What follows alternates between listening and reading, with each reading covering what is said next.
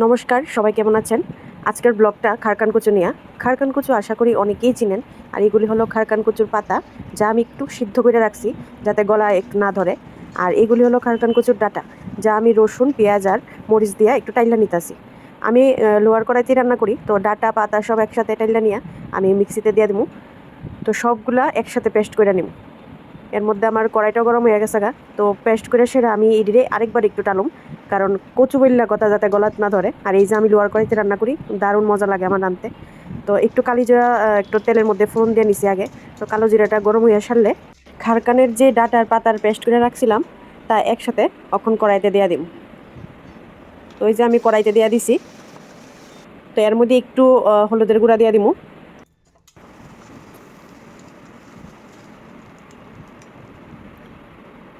তারপরে একটু সামান্য পরিমাণ মতো লবণ দিয়ে দিব।